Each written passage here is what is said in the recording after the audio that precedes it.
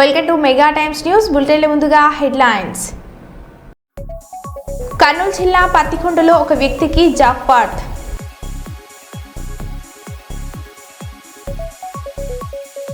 కాళేశ్వరంలో సరస్వతి పుష్కరాలకు వెళ్లి వస్తున్న ప్రైవేట్ బస్సు దగ్నం.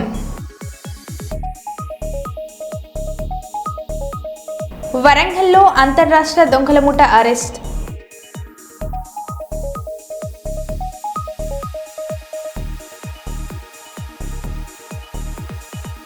తిరుమల మొదటి ఘాట్ రోడ్లో మరోసారి చిరుత సంచారం.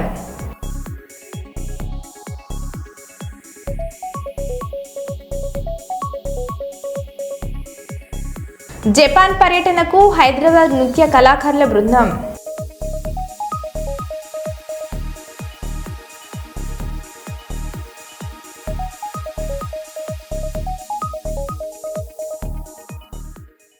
ఇక వివరాల్లోకి వెళ్తే, నంద్యాల జిల్లా అధ్యక్షులు మరియు పాణ్య మాజీ ఎమ్మెల్యే కాటసాని రాంభూపాల్ రెడ్డిని మర్యాదపూర్వకంగా కలిసి పూలమాలతో సత్కరించారు. అనంతరం వారితో మాట్లాడుతూ పార్టీలో కష్టపడే కార్యకర్తలకు పదవులు వస్తాయి, పార్టీ బలోపేతానికి ప్రతి ఒక్కరు కృషి చేయాలని కాటసాని రాంభూపాల్ రెడ్డి సూచించారు. ఈ కార్యక్రమంలో వైఎస్ఆర్సీపీ కర్నూలు జిల్లా కమిటీ జనరల్ సెక్రటరీ అక్కి హనుమంతరెడ్డి తదితరులు పాల్గొన్నారు.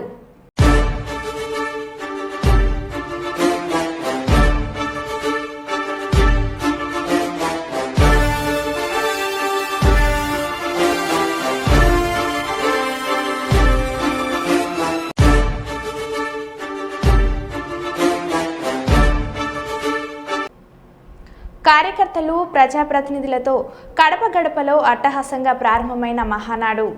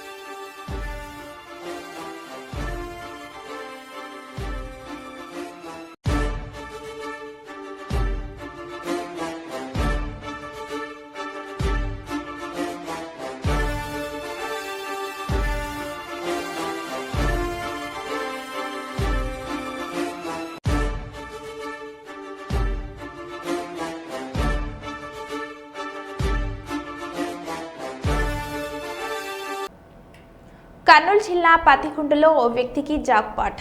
పెరవలి గ్రామానికి చెందిన వ్యక్తికి దొరికిన వజ్రాన్ని 30 లక్షల రూపాయలకు అమ్ముకున్నట్లు సమాచారం. బహిరంగ మార్కెట్లో దీని ధర కోట్లలో ఉండే ఛాన్స్. తొలకరి జల్లుతో కొనసాగుతున్న వజ్రాల వేట.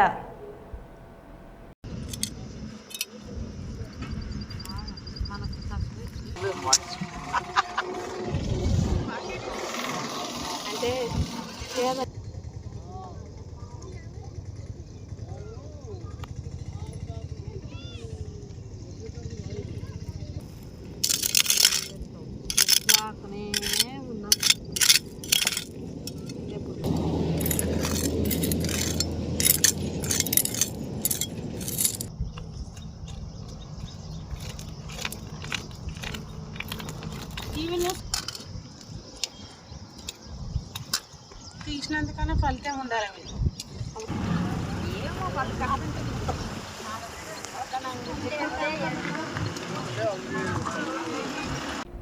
బీసీ ఆజాదీ ఫౌండేషన్ జాతీయ అధ్యక్షులు జక్కని సంజయ్ కుమార్ ఆధ్వర్యంలో జరుగుతున్న బీసీ మేలకొల్పు యాత్రలో భాగంగా పెద్దపల్లి జిల్లాలోని మంత్రి నియోజకవర్గం పర్యటనలో భాగంగా మాజీ ఎమ్మెల్యే బీసీ టైగర్ పుట్టమధుతో పాటు బీసీ జేఏసీ మంచిర్యాల జిల్లా బీసీ జేఏసీ జిల్లా అధ్యక్షులు ఒడ్డెపల్లి మనోహర్, జాతీయ బీసీ హక్కుల పోరాట సమితి జిల్లా అధ్యక్షులు గుమ్ముల శ్రీనివాస్ పాల్గొనడం జరిగింది.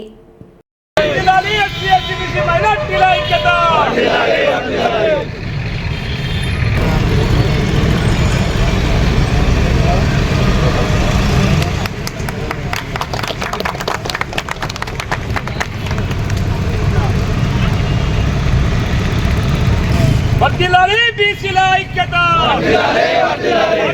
బీసీల హక్కులను, వర్ధిల్లాలి మహానీయులు పూలే అంబేద్కర్ గారి ఆలోచన విధానం, వర్ధిల్లాలి శాఖల పోరాట విధానం, వర్ధిల్లాలి సర్వాయి పాపన్న పోరాట విధానం, సాధిద్దాం బహుజన వర్గాల ఐక్యతను, సాధిద్దాం బహుజన వర్గాల ఐక్యతను, సాధిద్దాం బీసీ హక్కులను, పోరాడదాం బీసీ హక్కులు సాధించే వరకు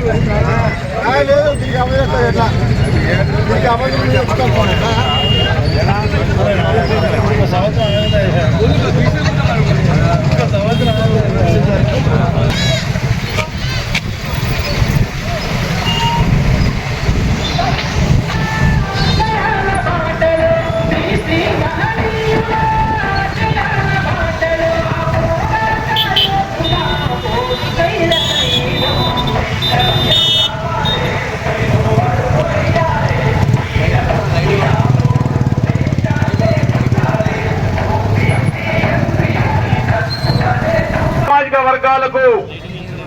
అన్ని రంగాలలో అన్యాయం జరుగుతుందని భావించి ఓట్లు మాయ అయితే సీట్లు మరొకరి అని ఆస్తికి, ఆయుధానికి, అధికారానికి దూరంగా అంబేద్కర్ కోనసీమ ముమ్మిడివరం మండలం కామినిలంక సమీపంలో గోదావరిలో స్నానానికి దిగి 8 మంది యువకులు గల్లంతు. కె గంగవరం మండలం షేరులంక గ్రామంలో ఓ శుభకార్యానికి వచ్చిన కాకినాడ, రామచంద్రపురం, మండపేట గ్రామాల నుంచి వచ్చిన పలు కుటుంబాల వారు సమీపంలో గోదావరిలో స్నానానికి దిగి 11 మంది యువకులు, వీరిలో 8 మంది గల్లంతు. వీరిలో కాకినాడకు చెందిన 4 క్రాంతి 20 సంవత్సరాలు, పాల్ 18 సంవత్సరాలు, సాయి 18 సంవత్సరాలు, సతీష్ 19 సంవత్సరాలు, పోలవరం మండలం ఎర్రగురువుకు చెందిన మహేష్, రాజేష్ 13 సంవత్సరాలు, మండపేటకు చెందిన రోహిత్, శ్రీలంకకు చెందిన మహేష్లు గోదావరిలో గల్లంతు. శోకసంద్రంలో మునిగిపోయిన కుటుంబాలు, గాలింపు చర్యలు చేపట్టిన పోలీసులు, స్థానికులు.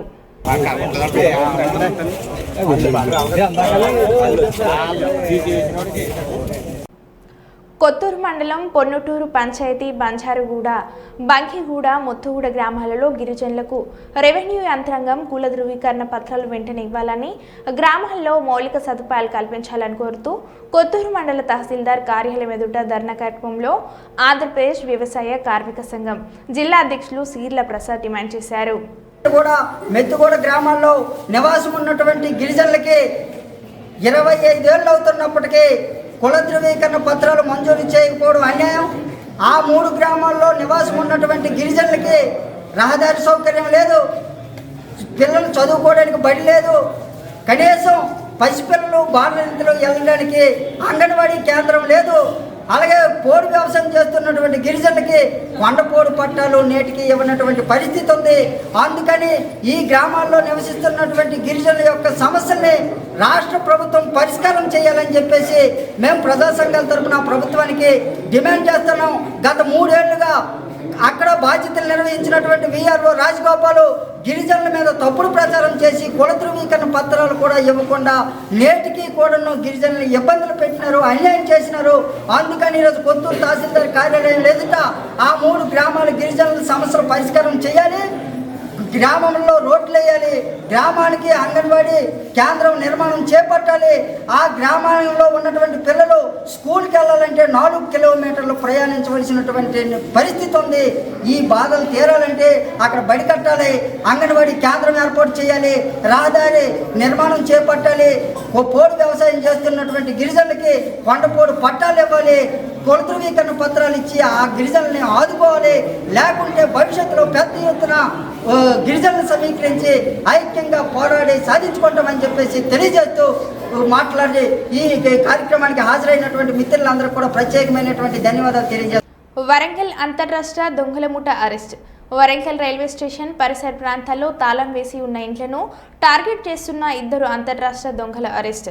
మహారాష్ట్ర, మధ్యప్రదేశ్ జిల్లాకు చెందిన వేటంకి రామగోద్మారే, షేర్అలీ, సయ్యద్ మోతీ, రహీంలను అరెస్టు చూపించిన ఏసీపీ నందిరాం నాయక్ 8 లక్షల రూపాయలు విలువ చేసే 9 తులాల బంగారం, 1000 రూపాయల నగదు స్వాధీనం.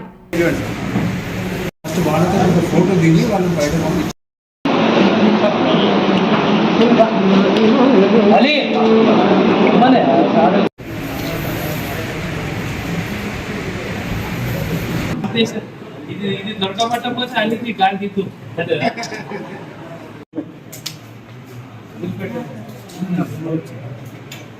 నెల 11వ తారీఖున సుమారు 7 గంటల సమయంలో మటవాడ పోలీస్ స్టేషన్ పరిధిలోని బ్యాంక్ కాలనీలో బయ్యస్వామి గారి ఇంట్లో కొంతమంది గుర్తు తెలియనటువంటి దొంగలు దొంగతనం చేసిందనేటువంటిది కంప్లైంట్ రావడం జరిగింది. దాంట్లో 10 తులాల బంగారము సుమారుగా దొంగలు ఎత్తుకపోయారని చెప్పేసి మటవాడ పోలీస్ స్టేషన్లో అదే రోజు వచ్చి కంప్లైంట్ ఇవ్వడం జరిగింది.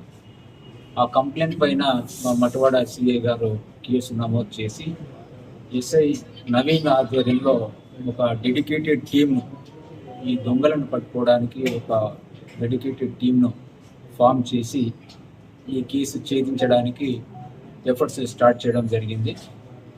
అందులో భాగంగానే మా టీం అన్ని రకాల ఎవిడెన్సెస్, ఇటు టెక్నికల్ ఎవిడెన్స్, అటు హ్యూమన్ ఇంటెలిజెన్స్, అన్ని రకాల ఎవిడెన్సెస్తోని ఈ నేరస్తులను గుర్తించడం జరిగింది. వెంకటి రామ గోద్మ ఇతని మధ్యప్రదేశ్, షేరాలి సయ్యద్ మోతీ అలియాస్ రహీం ఈయనది మహారాష్ట్ర. వీళ్ళు ఇద్దరు కూడా చాలా ముఖ్యమైనటువంటి నేరస్తులు. వీళ్ళపైన గతంలో చాలా నేరాలు ఉన్నాయి.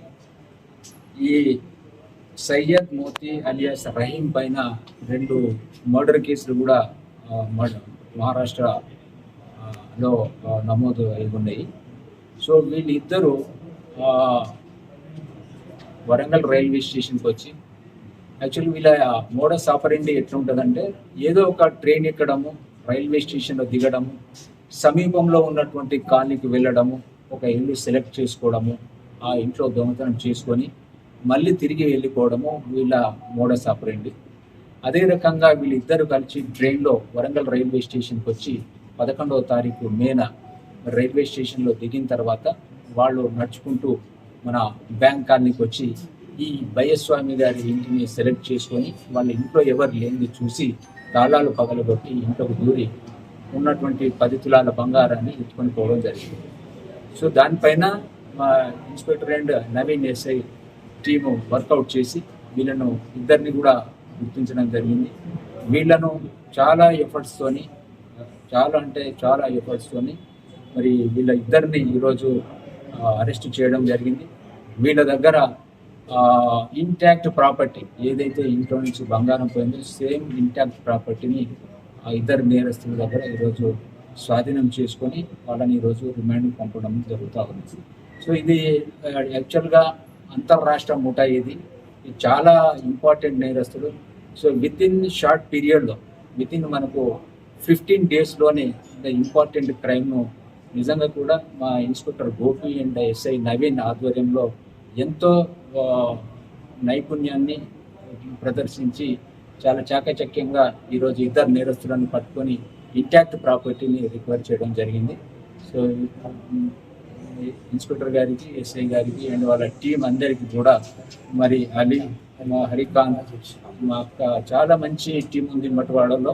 సో వారందరికీ కూడా మా సిపి గారు, డీసీపీ మేడం మా తరఫున వారికి ప్రత్యేక అభినందనలు తెలియజేస్తున్నాను. తిరుమల మొదటి ఘాట్ రోడ్లో మరోసారి చిరుత సంచారం. వినాయక స్వామి ఆలయం సమీపంలో క్రష్ అయిన బ్యారియర్పై చిరుత. వీడియో తీసిన వాహనదారులు.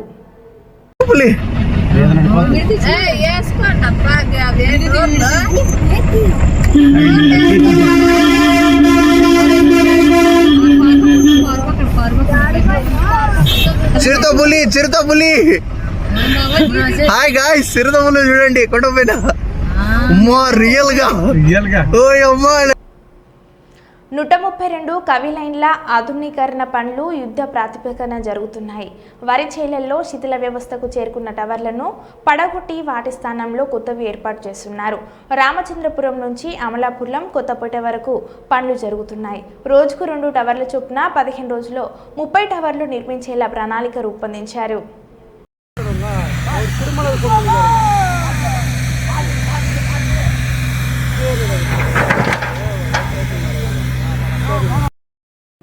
గ్రేటర్ వరంగల్ మున్సిపల్ కార్పొరేషన్ పరిధిలోని 18వ డివిజన్లో కోట్ల రూపాయల ప్రభుత్వ భూమి ఆక్రమణకు గురైందని 18వ డివిజన్ వాసులు ఆరోపించారు.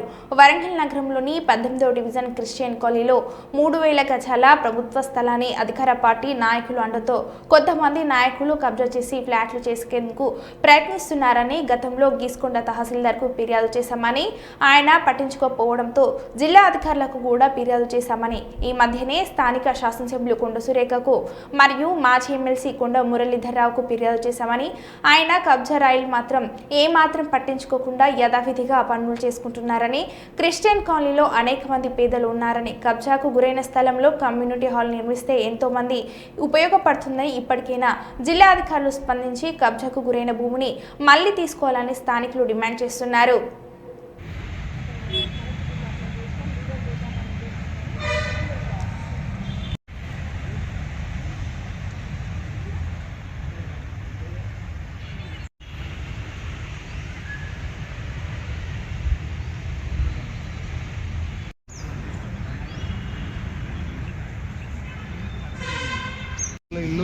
దాని అవతల షెడ్ ఉన్నది కదా అది వేరే. ఇప్పుడు ఈ రూమ్ కూడా part of the land. Colony వాసులు అన్నారు కదా, వీళ్ళందరినీ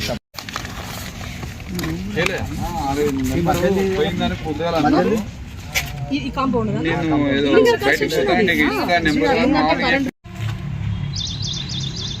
బౌండరీ ఇక్కడ అక్కడ వస్తుందండి. ఈ స్క్వేర్ కంప్లీట్ బుక్.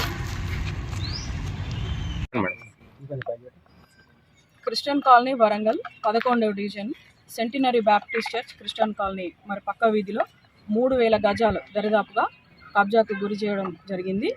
అయితే మేము కాలనీ వాసులుగా కలెక్టర్ గారిని కానీ, ఆర్డీఓ గారిని కానీ, ఎంఆర్ఓ గారిని కానీ పలుమార్లు మరి అదే రీతిగా అప్పటి ఎమ్మెల్యే గారు నన్నపనేని నరేందర్ గారు కానీ, వస్కిల బాబు కార్పొరేటర్ గారు కానీ మరి యొక్క స్థలాన్ని రక్షించి కాలనీ వాసులకు ఉపయోగకరంగా దీన్ని చేయాలని మేము పోరాడినప్పుడు మరి మా మీద దౌర్జన్యంగా అన్యాయం చేయడం జరిగింది, బెదిరించడం జరిగింది.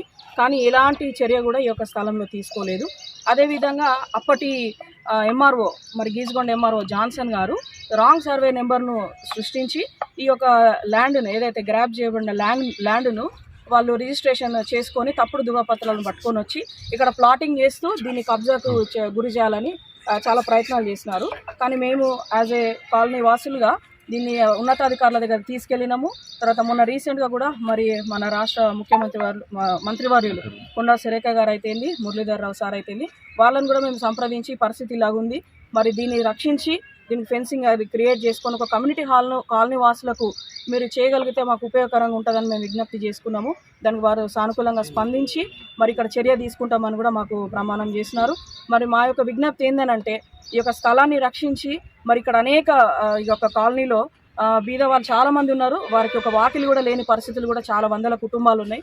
మరి వారు ఒక ఫంక్షన్ చేసుకోవడానికి కూడా పరిస్థితులు లేవు కనుక మరి మా విజ్ఞప్తి ఏంటంటే అట్లాంటి వారికి ఉపయోగకరంగా ఈ స్థలాన్ని ఒక కమ్యూనిటీ హాల్ని ఏర్పరిచి వారికి మరి ప్రభుత్వం తరపున సాయం చేయాలా, ఈ యొక్క స్థలాన్ని మీరు రక్షించాలని మరి యొక్క 11th డివిజన్ మరి వాసులుగా మేము మిమ్మల్ని విజ్ఞప్తి చేస్తున్నాం. నా పేరు మిన్నీ మాథ్యూస్. కబ్జా చేసింది అధికార పార్టీకి సంబంధించిన అంటే అధికార పార్టీ వాళ్ళు కబ్జా చేసిన వారికి కూడా తోడ్పాటు ఇవ్వడంతో వాళ్ళు కూడా బలం పొందుకొని దీన్ని ప్లాటింగ్ చేస్తూ దీన్ని ఇంకా కబ్జాకు తీసుకొని డబ్బులను ఏర్పాటు చేసుకోవాలన్న క్రమంలో వాళ్ళు వెళ్ళినారు. కానీ వాళ్ళు కూడా మౌనంగా ఉన్నారంటే దాని అర్థం మాకు కూడా తెలియదు. మరి అప్పటిన్న అధికారులు మరి మేము వెళ్ళినాం, ఇక్కడ కబ్జా జరిగిందని చెప్పినాం, కానీ ఎలాంటి చర్య కూడా వాళ్ళు తీసుకోలేదు. సో ఆ విషయంగా మేము కూడా ఏం చేయలేని పరిస్థితి అయిపోయి ఉన్నాము. మరి గతంలో వీరు సార్ వాళ్ళు వచ్చినప్పుడు కూడా వాళ్ళని కలిసినప్పుడు మరి ఇక్కడ చేస్తామని అయితే ప్రమాణం చేసినారు. ఇక్కడ అతి త్వరగా, ఎందుకంటే కొన్ని ఒక 12-13 సంవత్సరాల నుంచి తిరుగుతూనే ఉన్నాం అధికారుల చుట్టూ, కానీ ఎలాంటి మాకు ఇక్కడ న్యాయం జరగలేదు. సో మీ మీడియా పక్షంగా మేము కోరుకునేది ఏంటంటే ఇక్కడ అతి త్వరలో దీన్ని రక్షించి ఒక ఫెన్సింగ్ మొదటగా వేసుకొని కమ్యూనిటీ హాల్ ప్రపోజల్ను కూడా తీసుకురాగలిగితే ఇక్కడ వాళ్ళందరికీ ఉపయోగపడుతుంది అనేది మా యొక్క ఉద్దేశం సార్. ఉపాధి హామీ బకాయిలు చెల్లించాలని శ్రామికులు భిక్షాటన కార్యక్రమాన్ని చేపట్టారు. మంగళవారం దేవరపల్లి, నందిపల్లి, కొత్తపల్లి, శ్రీరాంపురం గ్రామాల్లో ఉపాధి శ్రామికులతో పని ప్రదేశాల్లో సమావేశాలు ఏర్పాటు చేసిన అనంతరం ఆంధ్రప్రదేశ్ వ్యవసాయ కార్మిక సంఘం రాష్ట్ర ఉపాధ్యక్షుడు డి వెంకన్న మాట్లాడారు. ఉపాధి కూలీలకు బకాయిలు చెల్లించకపోతే అడుగు తిని బతకాలా? ఉపాధి కూలీలకు బకాయిలు చెల్లించకపోతే అడుగు తిని బతకాలా? ఉపాధి కూలీలు బకాయిలు చెల్లించకపోతే అడుగు తిని బతకాలా? ఉపాధి కూలీలు బకాయిలు వెంటనే చెల్లించాలి. ఉపాధి కూలీలు బకాయిలు వెంటనే చెల్లించాలి. వెంటనే చెల్లించాలని చెప్పేసి ఆంధ్రప్రదేశ్ వ్యవసాయ కార్మిక సంఘం కూలీల చేత భిక్షాటన కార్యక్రమం అటువంటిది చేపట్టడం జరుగుతూ ఉంది. ప్రధానంగా మార్చి 20వ తారీఖు నుండి ఈ రోజు వరకు ఉపాధి కూలీలకు 10 వారాల నుంచి బకాయిలు చెల్లించకపోవడం అత్యంత దుర్మార్గమైనటువంటి చర్య. దేశంలో ఉన్నటువంటి నరేంద్ర మోడీ ప్రభుత్వం ఈరోజు కూలీల్ని ఉసురు పెట్టి వాళ్ళకు ఉపాధి కూలీల యొక్క ఉసురు తీయాలని చెప్పేసి ఈరోజు చూస్తూ ఉంది. బకాయిలు చెల్లించకపోతే మేము అడుగు తినాలని చెప్పేసి కూలీలు ప్రశ్నిస్తూ ఉన్నారు. ఈరోజు రాష్ట్రంలోనే ఓ పెద్ద ఎత్తున ఉపాధి కూలీలు ఎక్కడికక్కడ ఆందోళన చేసి నిరసన తెలియజేసి బకాయిల చెల్లింపు కోసం ఆందోళన చేసినటువంటి పరిస్థితి ఈరోజు వచ్చింది. ఈరోజు దేశంలో నరేంద్ర మోడీ ప్రభుత్వం ఎందుకు ఉందని చెప్పేసి మేము ప్రశ్నిస్తూ ఉన్నాం. ఈరోజు ఉపాధి కూలీలకే కాదు, ఉపాధి కూలీల చేత పనిచేస్తున్నటువంటి విఆర్పీలకు కానీ, ఫీల్డ్ అసిస్టెంట్లకు కానీ, కంప్యూటర్ ఆపరేటర్లకు కానీ, అదేవిధంగా ఏదైతే టెక్నికల్ అసిస్టెంట్లకు కానీ ఎవరికి కూడా ఈరోజు జీతాలు లేవు. వాళ్ళకి దాదాపు 4 వారాల నుంచి జీతాలు చెల్లించినటువంటి పరిస్థితి లేదు. వీళ్ళకి తోడు మెటీరియల్ ఛార్జీగా పనిచేసినటువంటి కాంట్రాక్టర్లు ఎవరైతే ఉన్నారో వాళ్ళకి దాదాపు 4,000 కోట్ల రూపాయలు ఈ రాష్ట్రంలో బకాయిలు ఉన్నాయి. ఈరోజు కాంట్రాక్టర్లు పనులు చేయించేసి ఊరేసుకొని ఆత్మహత్యలు చేసుకునే దానికి సిద్ధంగా ఉన్నారు. వాళ్ళు డబ్బులు చెల్లించగా వడ్డీలు కట్టలేక అప్పులు చేసి పుస్తలతో తాకట్టు పెట్టి అత్యంత దుర్మార్గంగా ఈరోజు కాంట్రాక్టర్లు తీవ్రమైన ఇబ్బందులు పడినటువంటి పరిస్థితి ఈరోజు కనిపిస్తూ ఉంది. కాబట్టి నరేంద్ర మోడీ ప్రభుత్వం ఉపాధి హామీ చట్టాన్ని నిర్వీర్యం చేయడం కోసం పూనుకుంటా ఉంది.